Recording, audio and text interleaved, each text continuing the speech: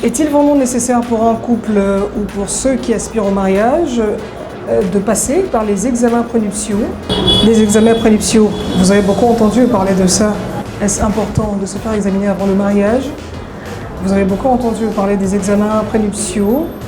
Et aujourd'hui, on en parle justement en long et en large. Tiens, il y a parfois cette histoire de sorcellerie qui s'invite, même dedans. Si le couple n'arrive pas à mettre au monde, on taxe tel ou tel, l'oncle ou la tante de sorcier ou de sorcière. Aujourd'hui, on parle des examens prénuptiaux. Bienvenue dans votre émission Minute Santé.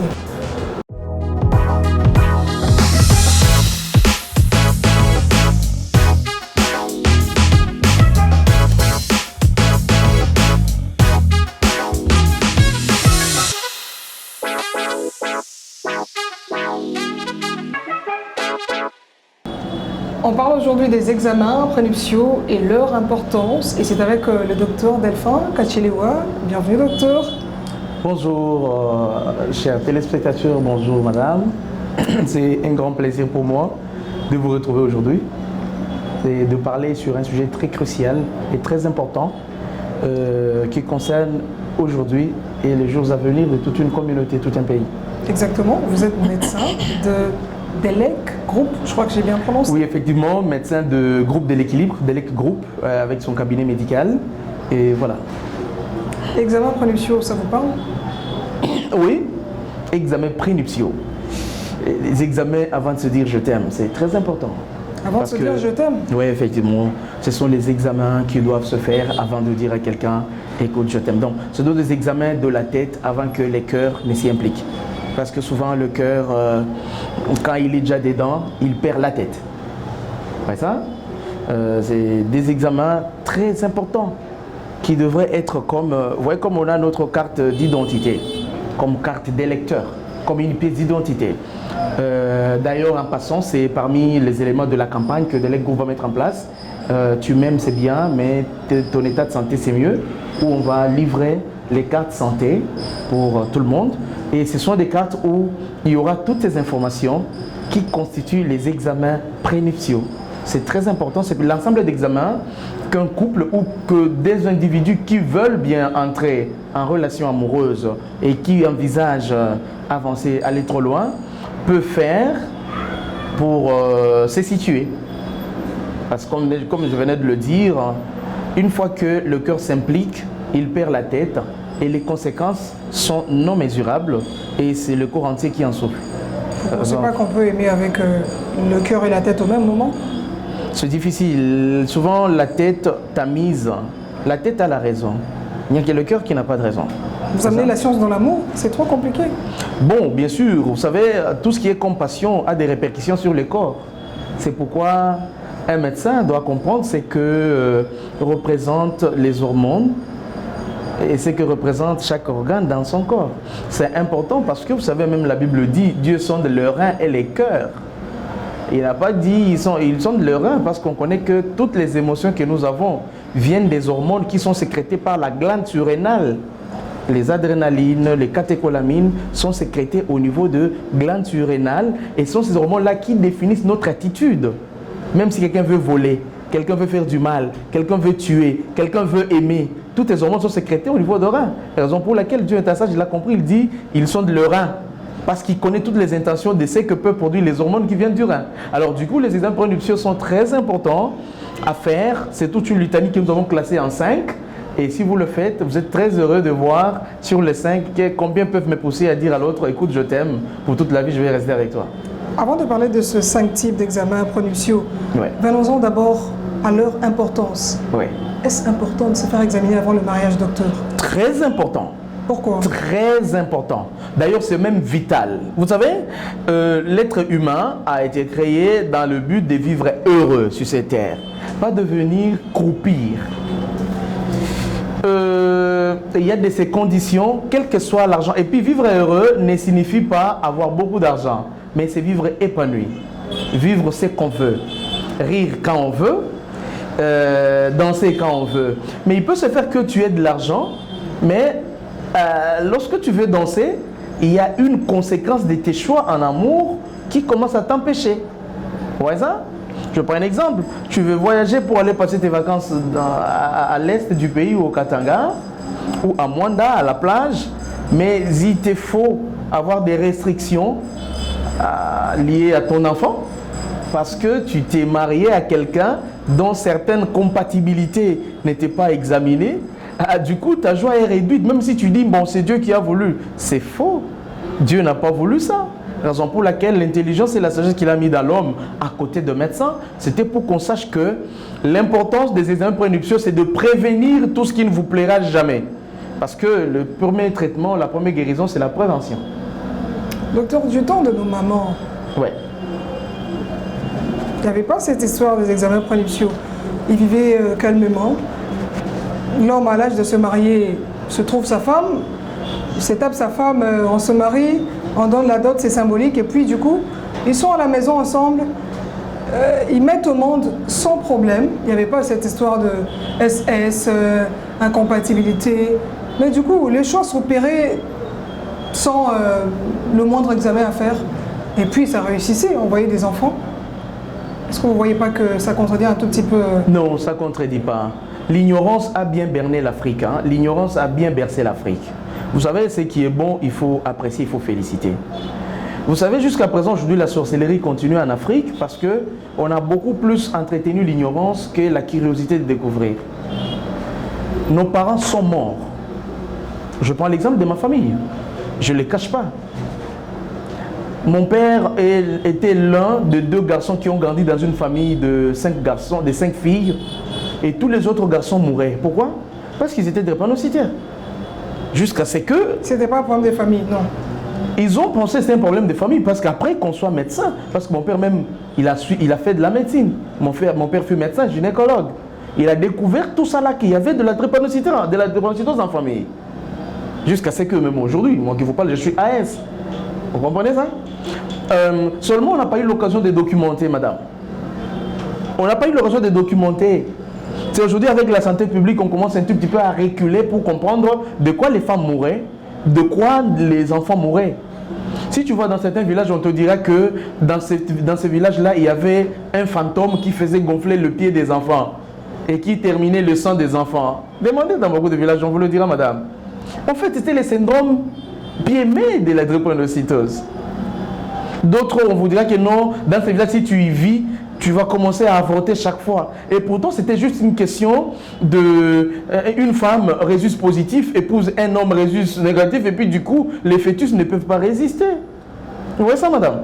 C'est en fait l'ignorance qui a entretenu l'Afrique, qui a berné l'Afrique, qui a bercé la RDC. Jusqu'à aujourd'hui, on pense que découvrir, c'est un péché. La curiosité de la science, la curiosité de savoir, a fait à ce que l'Europe soit ce qu'il est devenu aujourd'hui. Tu sais, il y a plein de trucs qu'on peut reprocher à l'Europe, au monde occidental. On peut leur reprocher bien sûr l'égoïsme et autres, mais ils ne font que tout pour se maintenir en vie. Et ils apprennent matin, midi, soir. Et ils développent cette connaissance-là. Ainsi, en RDC, nos grands-parents sont morts.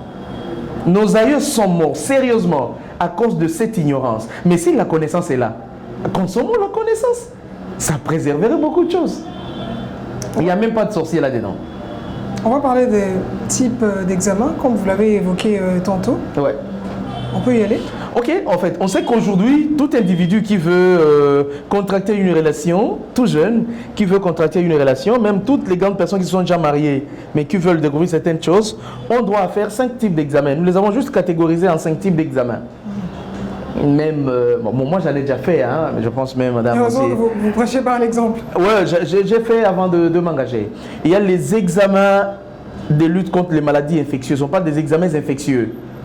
C'est les examens que vous devez faire avec votre partenaire. Ou bien vous le faites d'abord vous-même, avant que le partenaire ne vienne. C'est pourquoi avec des groupes, on va faire ces cartes biométriques de santé. Donc c'est intéressant. C'est en fait intéressant. Il faut que tout jeune sache qui il est. Premièrement, c'est les examens de lutte contre les maladies infectieuses. C'est là qu'on a les examens de VIH, des hépatites, B, C et autres. Mais ces examens ne sont pas finaux. C'est à faire après chaque 3 mois. Parce que, en fonction du mode de vie que vous avez, vous pouvez contracter cette maladie à tout instant. Vous voyez ça? C'est pourquoi ce n'est pas final. C'est pourquoi on parle des examens infectieux, des examens de lutte contre les maladies infectieuses. On a parlé de VIH, on a parlé des hépatites, B, C, toutes les autres hépatites, qui sont les infections sexuellement transmissibles. Il y a d'autres IST comme les gonococci, les blénorragies, toutes les autres infections-là. C'est parmi les examens qu'il faut faire avant de dire à quelqu'un « Écoute, je vous t'aime, je vous t'adore ». Il faut vraiment faire ces examens. Ça, c'est du côté infectieux. L'avantage, c'est que vous avez vous-même d'abord votre profil sanitaire qui vous permet de savoir si vous êtes malade, le traitement va commencer. Si vous n'êtes pas malade, vous saurez comment vous comporter pour maintenir votre statut sain. Voilà. Deuxième de jour, c'est les examens génétiques. Les examens génétiques, ça c'est important. Vous savez, parmi les examens des maladies génétiques, il y a des maladies comme la mucoviscidose, il y a même les maladies comme la drépanocytose dont on parle là. C'est génétique, c'est héréditaire. C'est important de le savoir. Je dois connaître aujourd'hui, je suis de quel type génétique. Quelle est la maladie héréditaire qui est en moi? Je prends un exemple. Ma mère à moi est morte du cancer de foie. Je le dis pour prêcher l'exemple. Je sais qu'en moi, quelle que soit la foi en Christ que j'ai ces gènes oncogènes. Vous voyez ça? J'ai ces gènes du cancer, j'en ai en moi. Et du coup, je ne peux pas me permettre de vivre n'importe comment, à m'exposer à n'importe quelle substance. Vous voyez ça? C'est pas sorcier, ce n'est même pas la foi chrétienne, c'est l'intelligence. Il y a la maladie comme la mucoviscidose, c'est souvent des maladies qu'on ne vit pas trop ici, mais ailleurs ça existe, il faut faire ces examens-là. Il y a aussi les examens hématologiques. Les examens hématologiques, c'est important de le savoir. Là, il n'y a pas assez de trucs, il n'y a pas assez d'enjeux. Vous devez connaître votre groupement sanguin. Groupe A, groupe B, groupe O, voilà. Vous devez connaître ce groupe-là et même les résus, c'est important de savoir. Je viens de donner un exemple ici des femmes qui, une fois elles tombent enceintes, au premier trimestre, elles connaissent une fausse couche. Elles connaissent un avortement involontaire. Vous voyez ça? Ces femmes-là existent même à Kinshasa. Et deux fois, elles pensent que passer à l'église de nuit et de nuit, c'est la solution. Et pourtant, c'est juste une incompatibilité du groupe résus. Et qu'il faut, quand elle tombe enceinte, à un certain moment, on donne les sérums qui neutraliseraient pendant un temps la virulence ou bien la force du rhésus de l'homme. Vous voyez ça? Donc la femme reçoit la sémence masculine, mais en fin de compte, elle ne supporte pas parce que le fœtus est d'un rhésus qui combat la mère. Du coup, le corps considère ça comme un parasite, il expulse.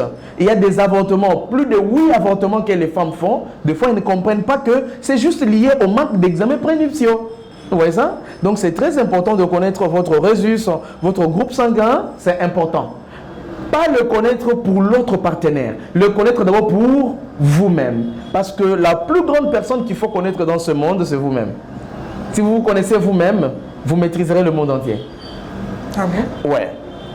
L'autre examen qu'on peut faire, c'est des examens de santé générale. Hein? Des examens physiques de santé générale. Tout être humain qui se respecte, ça, c'est des examens qu'il faut faire avant de dire à quelqu'un « Écoute, je veux faire avec toi la vie ». Ça entre dans les examens prénuptiaux. Mais il y a ceux dont les résultats sont négligeables. Mais il y a de ceux dont les résultats sont à prendre au sérieux et ont même une définition ou une détermination sur la suite de relations. Alors, les examens physiques, c'est vous devez connaître votre pression artérielle, votre fréquence respiratoire, votre température normale à différentes périodes, votre état psychologique, votre état mental. Vous devez connaître qu'est-ce qui vous énerve facilement, qu'est-ce qui vous met dans vos états. C'est parmi les choses qu'il faut connaître, madame. Sensible à la nervosité, sensible à la famine, sensible associé à cela. Vous voyez ça, madame? Donc ça, c'est... mais c'est des examens dont on peut se passer pour aimer quelqu'un. Ça n'a pas de l'impact dans le mariage, c'est gérable. Mais les examens comme les maladies infectieuses, en l'occurrence le VIH, c'est important parce que tu dois informer à l'autre que je suis séropositive. Est-ce que tu vas accepter de partager ta vie avec moi? Et surtout que c'est contagieux. Vous voyez ça? L'autre élément, c'est les examens déterminants, c'est les examens génétiques, comme le sous-groupe AB, les sous-groupes S, AS, SS, vous voyez ça? C'est là l'électrophorèse. Ouais. C'est l'examen pour lequel, c'est en fait l'indicateur ou le paramètre pour lequel l'examen, c'est l'électrophorèse, où on détermine le sous-groupe de la membrane du globule rouge.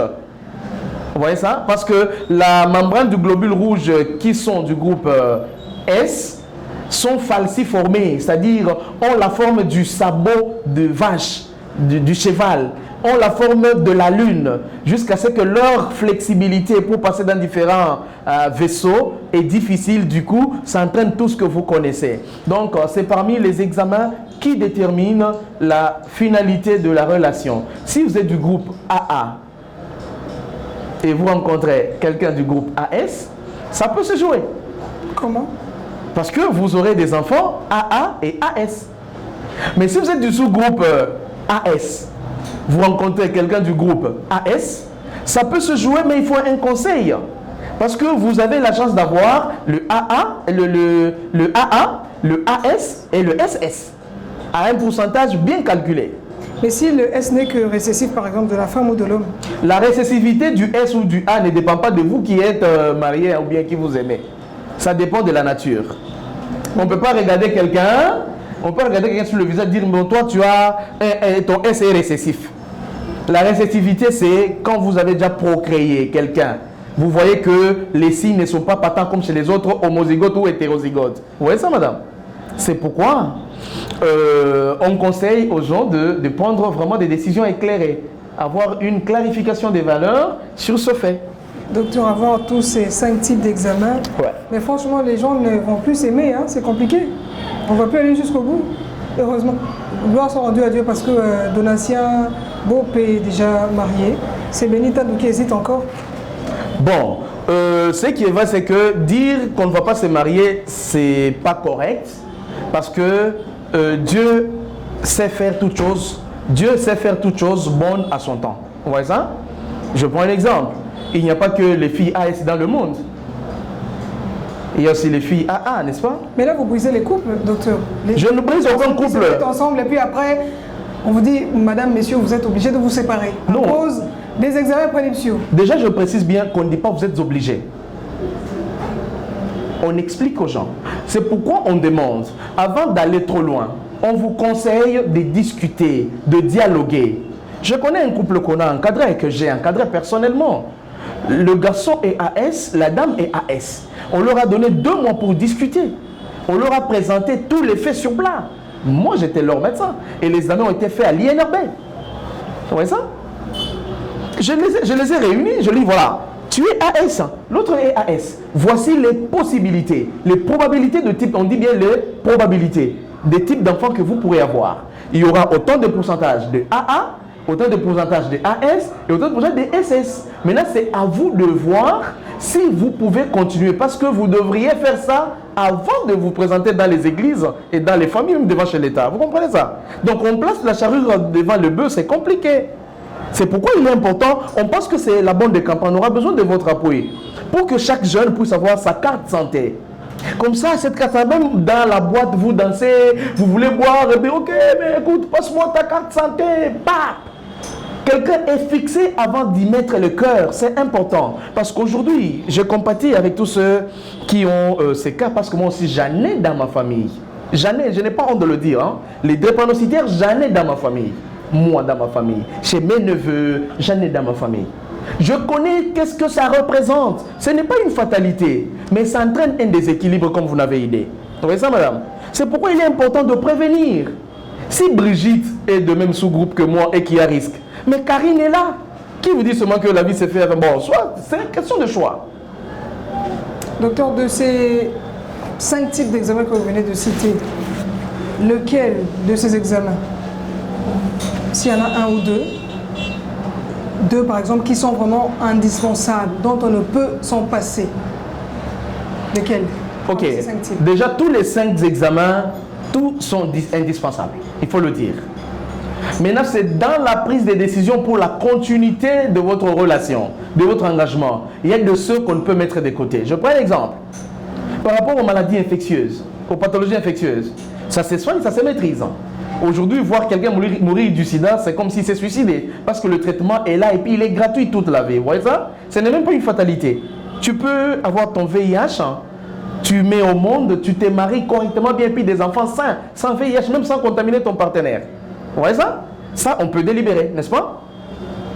Les hépatites. Bon, bien sûr, il y a les vaccinations, il y a le traitement qui sont en place, il n'y a pas de problème. Le groupe sanguin, ça n'a pas assez d'impact. Les examens physiques, la tension artérielle, on peut maîtriser, on peut stabiliser, il n'y a pas de problème.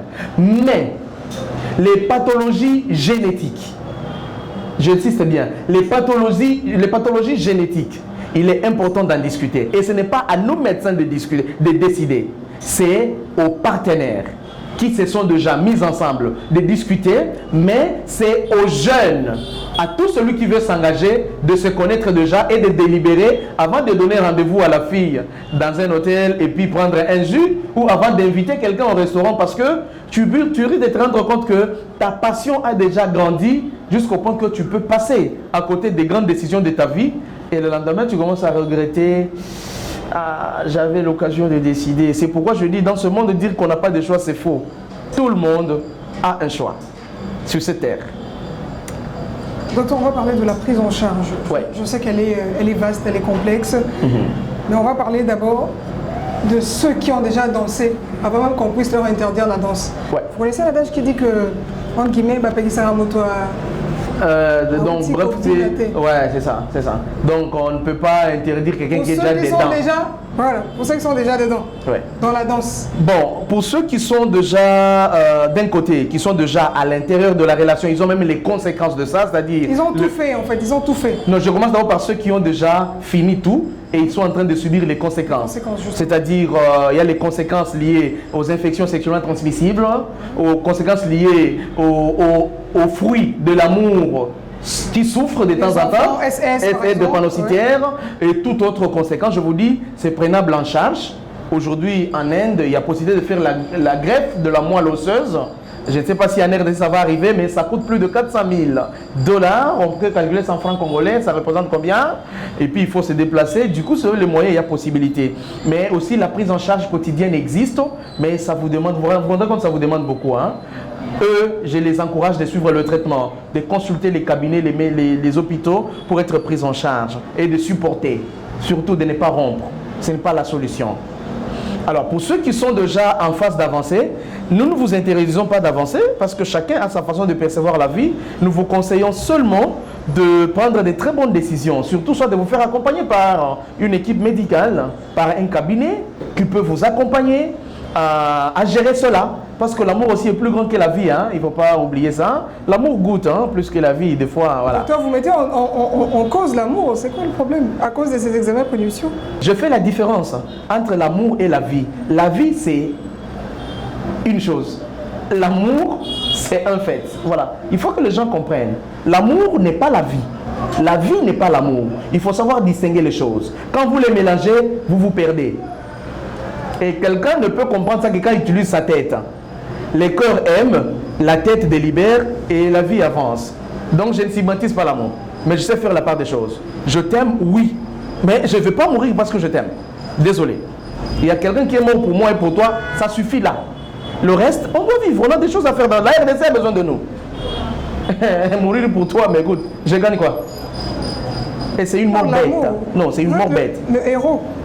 Héros pourquoi? Pour avoir fait quoi? C'est une mort bête. C'est une mort insulte. Et il n'y a que Christ qui est mort par amour. Pour nous. Le reste des humains. Ton sang ne représentera absolument rien. Pour personne. C'est pourquoi savoir séparer l'amour de la vie, c'est un exercice mental très important.